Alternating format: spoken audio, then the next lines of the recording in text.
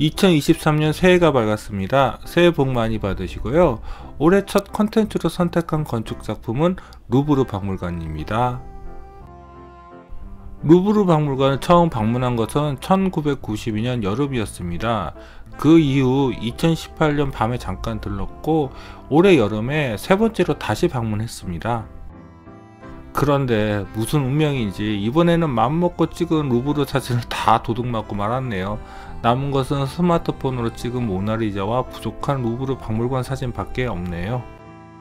그런데 그것도 다시 생각해보면 또다시 루브르 박물관을 찾아가 보라는 하늘의 계시일 수도 있겠다는 생각이 드네요. 사실 생전에 제 돈으로 루브르 박물관을 가볼 생각은 없었거든요. 하지만 이제 다시 루브르를 찾아가야 할 이유가 생겼네요. 루브르 박물관을 소개하는 저는 여러분과 함께 건축의 길을 가는 Cinema C Architecture A Psychoanalysis P 카푸 채널의 앞에입니다.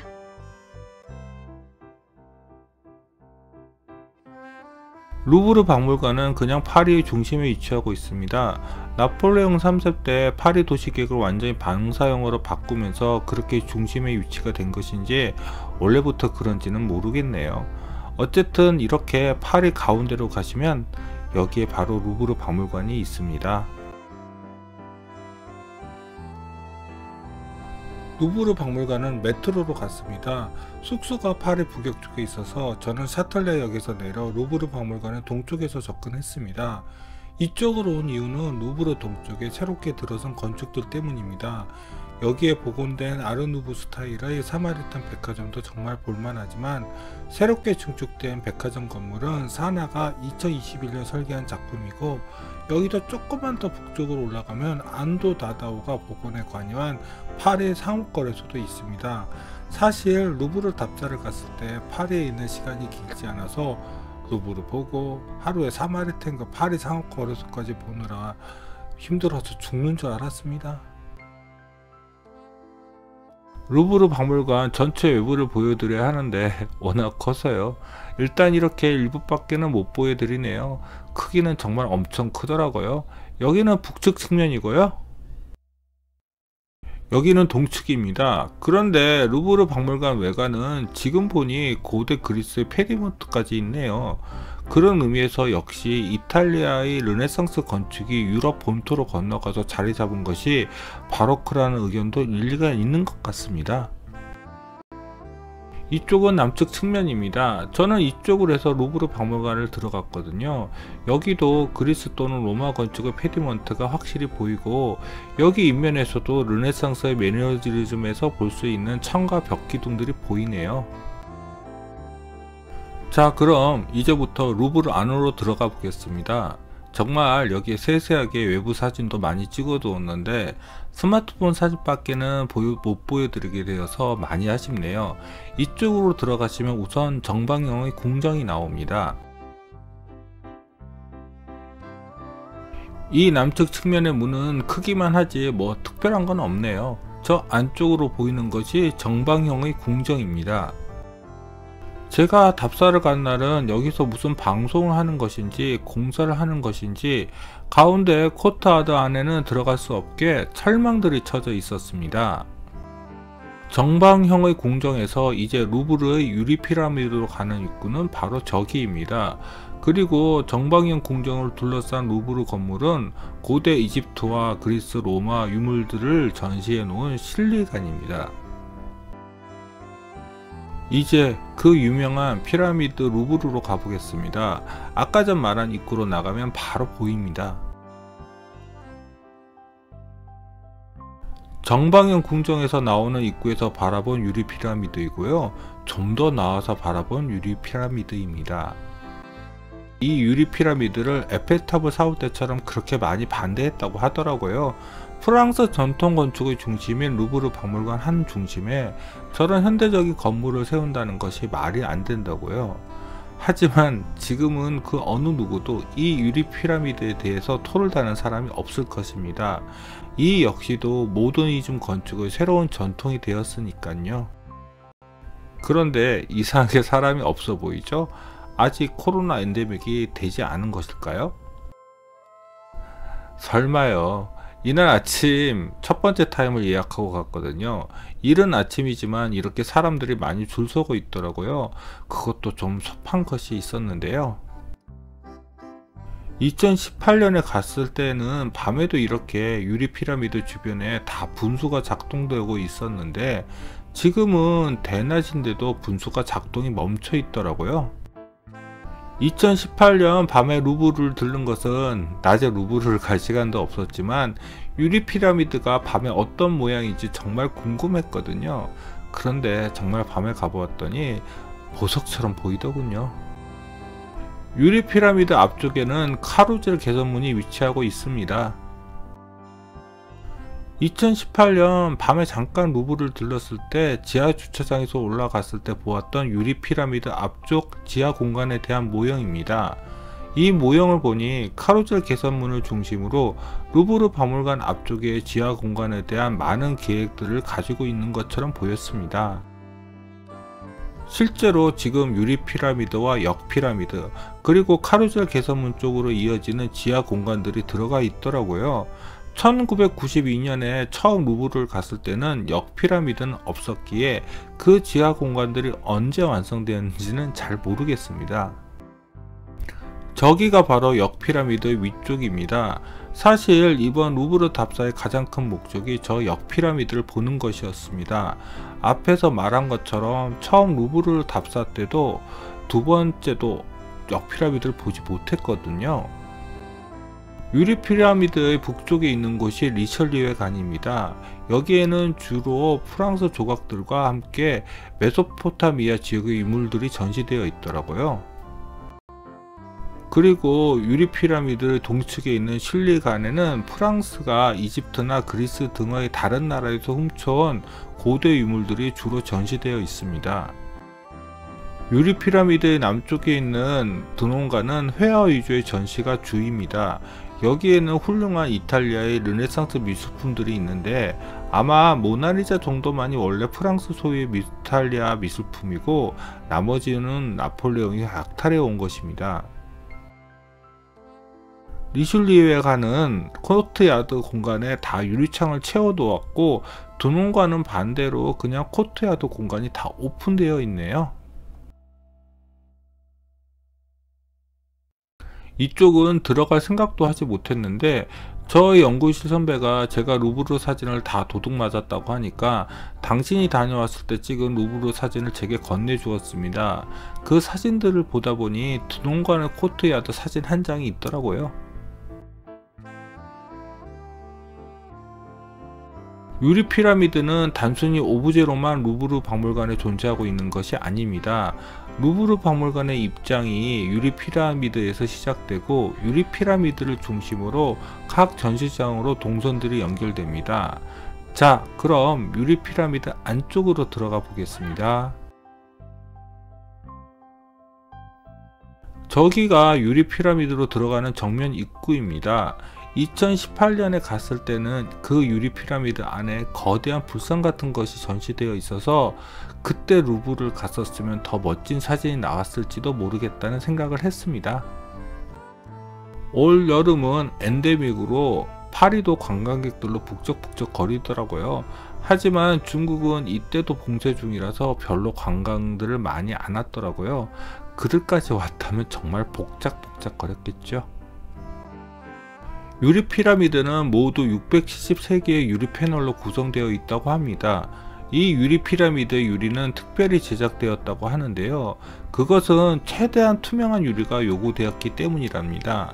그래서 유리 속에 포함되는 중금속을 최대한 제거하고 흑연 또는 몰리브덴 전극으로 구성된 전기를 이용하여 이 유리 패널을 생산했다고 합니다.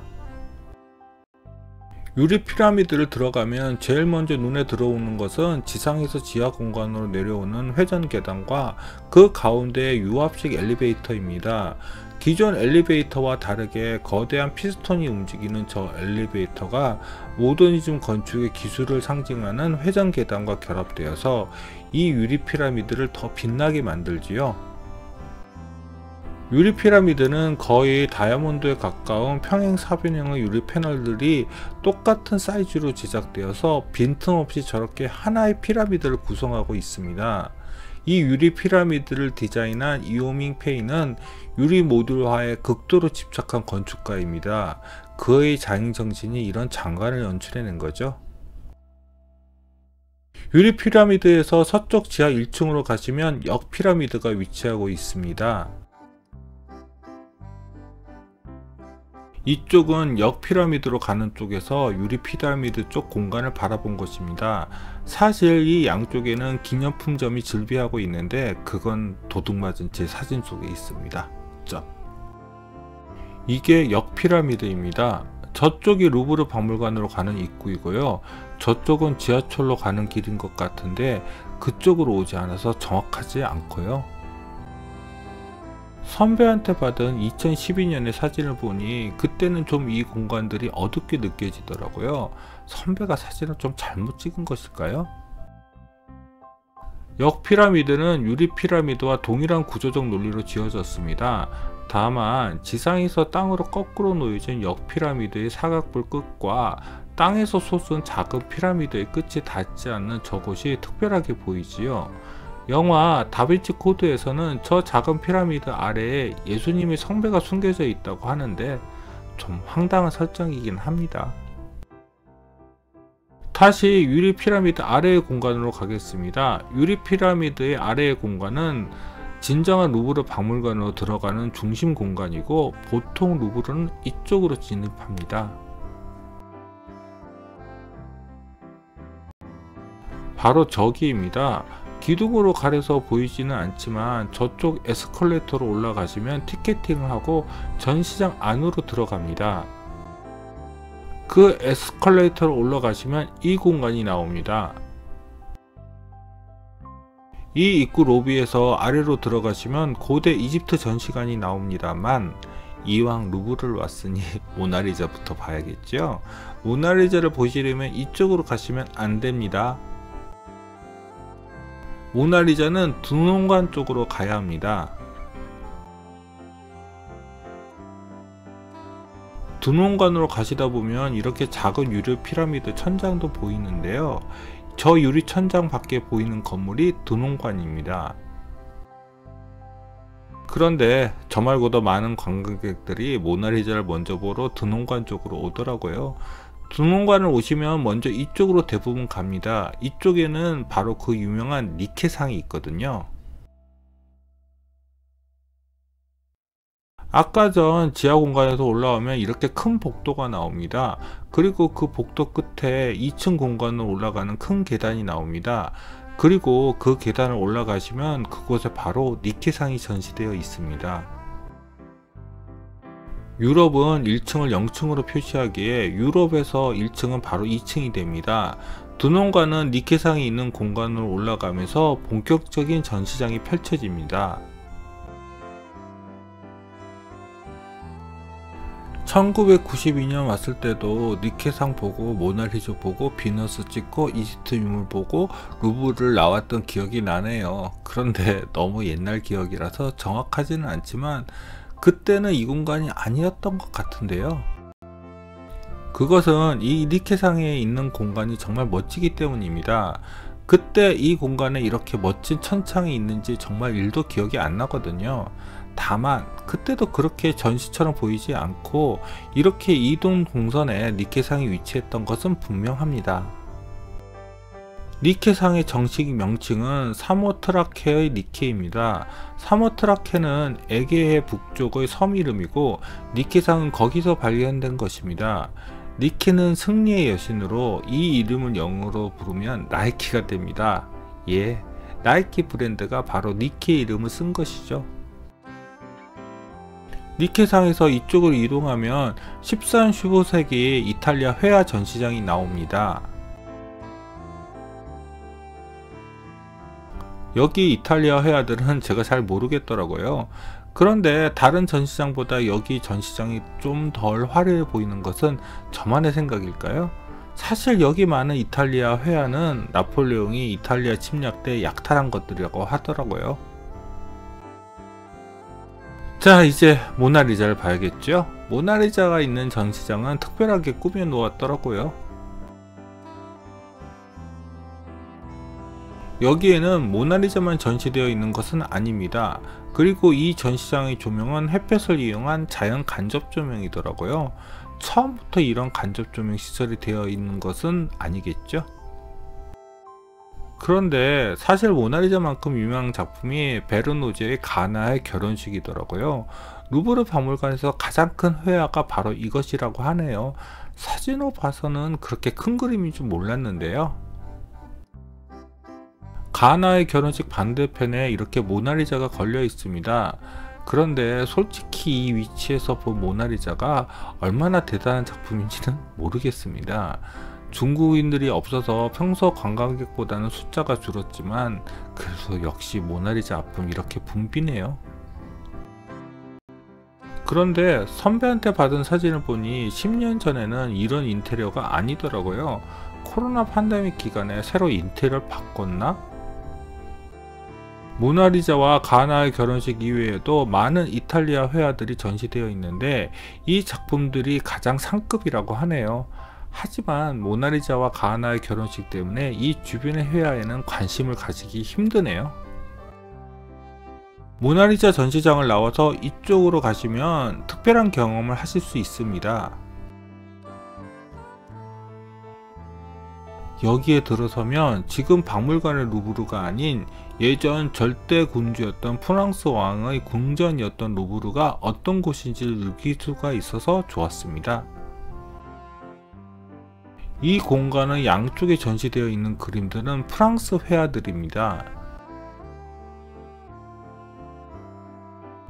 여기서 특히 인상 깊은 작품은 외젠 트루크루아의 민중을 이끄는 자유의 여신이었습니다.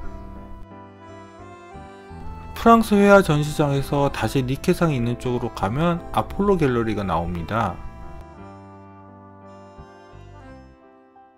니케상 앞에서 저쪽으로 가시면 아폴로 갤러리로 가는 것이고 저쪽으로 가면 모나리자 쪽으로 가는 것입니다.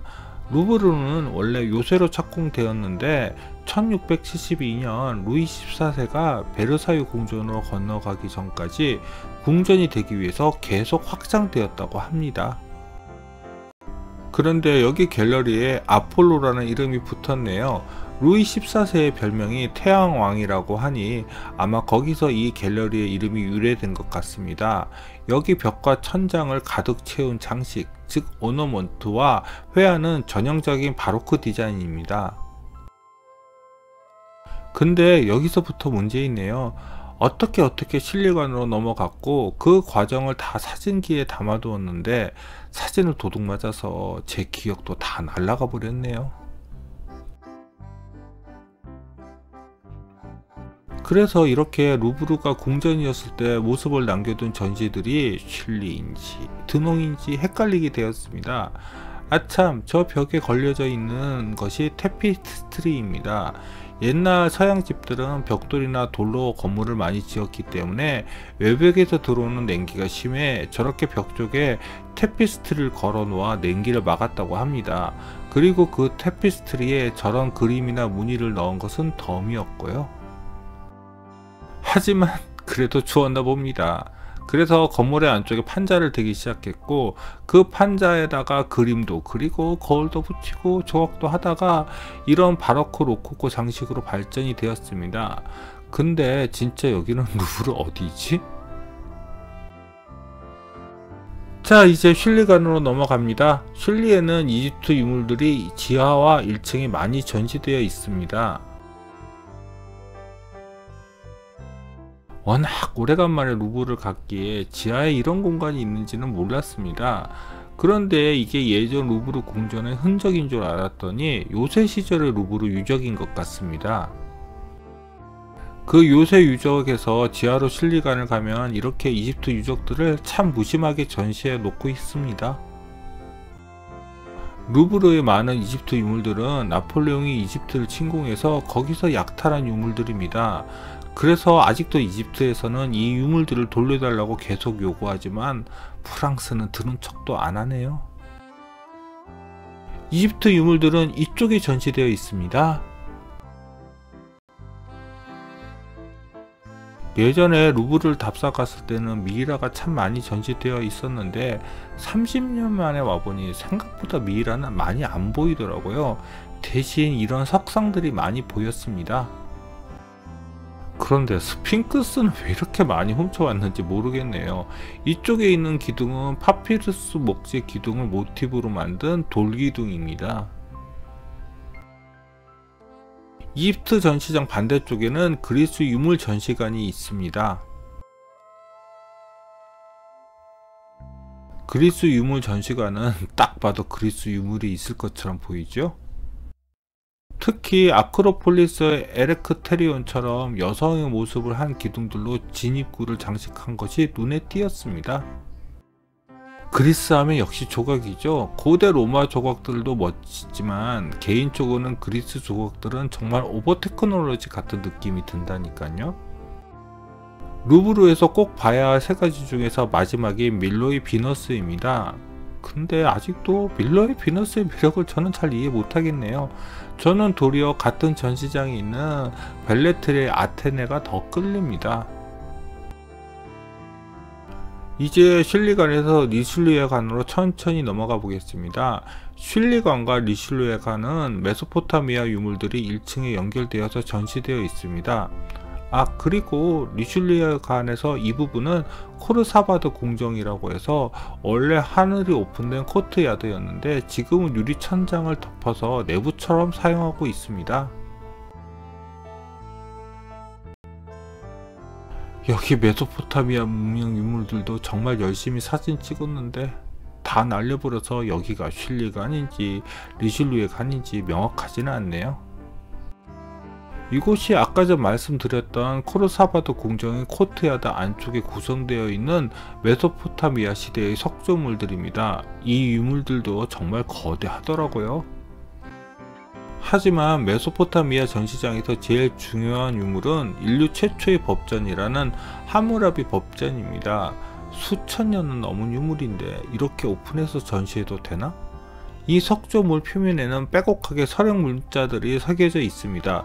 그것이 법전이겠죠? 리슐리에관에는 코르사바드 궁정 말고 피제와 마를리에 궁정이 2개 더 있습니다. 여기에는 프랑스 조각들이 전시되어 있습니다. 피제와 마를리 궁정 모두 코르사바드 궁정과 마찬가지로 가운데 중정 위에 유리 천창을 덮어서 코트야드를 실내처럼 사용하고 있습니다. 다만 그러다 보니 피제랑 마를리 공간이 좀 헷갈립니다. 그래서 저도 사진으로 구분하는데 엄청 고생했습니다. 더군다나 퓨제와 마를리 모두 똑같이 프랑스 조각들을 전시하고 있어서 더 헷갈렸고요. 지금 사진들을 분석해보니 지하 1층에 청동 조각상이 있는 쪽이 퓨제이고요. 마를리 궁정 쪽에는 청동 조각상이 없더라고요. 그런데 18, 19세기의 프랑스 조각들이 여기저기 전시되어 있다고 하는데 글쎄요, 신상이 그리스 로마 조각처럼 보이는 건 저만 그런 것인가요? 저도 꽤 많은 미술관과 박물관을 가보았지만 언제가 되어야지 사진기를 옆에 두고 천천히 미술품과 유물들을 감상하게 될지 이제 좀 궁금해지기 시작하네요.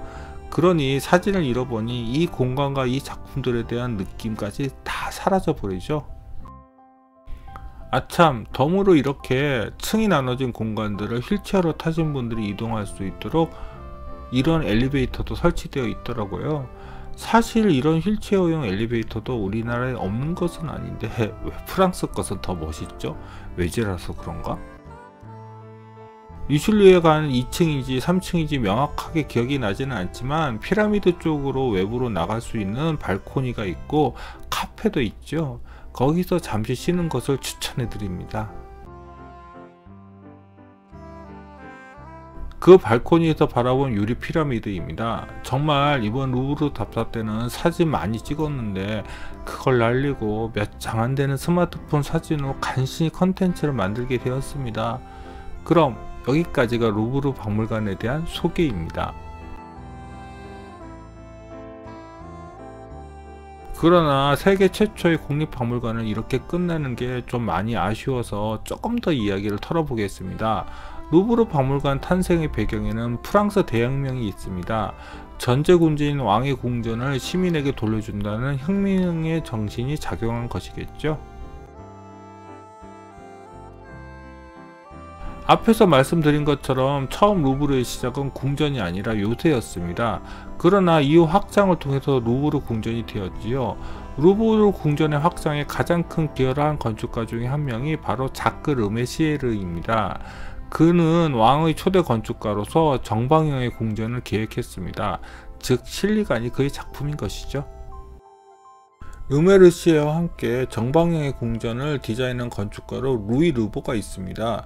그 역시도 왕실 건축가였다고 하네요. 하지만 지금의 루브르를 완성한 진정한 건축가는 이오밍 페이가 아닌가 하네요. 바로 유리 피라미드와 역 피라미드가 그의 작품입니다. 페이는 중국계 미국인입니다. 100살을 넘게 산 페이의 또 다른 대표작으로 홍콩에 있는 중국은행이 있습니다. 앞에서도 잠깐 언급한 바가 있듯이 페이는 유리창 성애자입니다. 그는 완벽한 모듈의 유리창을 추구했는데 중국은행도 유리 피라미드와 마찬가지로 한치의 오차도 없이 계획된 유리창, 즉 커튼월을 자랑합니다.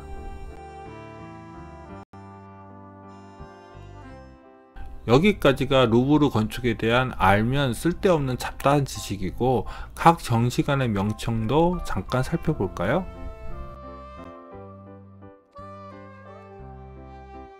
루브르의 가장 중요한 보물인 모나리자가 전시된 드농관은 나폴레옹과 함께 이집트 원정을 같이 간 비방 드농의 이름을 딴 것입니다. 드농은 나폴레옹 옆에 서서 그의 미술품과 유물 약탈을 도와주었지요. 그 공 덕분에 루브르의 초대 관장이 되었고 호사를 누렸다고 합니다. 리슐리에 관의 이름인 리슐리에 대해서도 알아보니 정확히 그 명칭에 대해서는 제가 찾을 수 없었지만, 그 리슐리의 이름은 우리에게는 너무나 친숙한 삼총사의 리슐리의 추기경에서 유래된 것이 아닌가 싶습니다. 삼총사는 디마의 소설이기는 하지만 리슐리의 추기경은 실존 인물입니다. 삼총사에서는 빌런으로 나오지만 실제로는 프랑스의 영광을 위해서 굉장한 기여를 한 프랑스를 대표하는 종교인이었죠. 예전 루브르 분관에 대한 연구를 잠깐 한 적이 있는데, 루브르는 전시된 유물보다 실제로 보관되어 있는 유물이 몇 배가 더 많은가 봅니다. 그 많은 유물과 미술품 역시 제국주의 시대 때 다른 나라에서 약탈해 온 것이죠. 그걸로 지금 엄청나게 벌어먹고 있네요. 그럼 올해도 구독과 좋아요 부탁드리며, 이상 가프 채널의 아페이였습니다.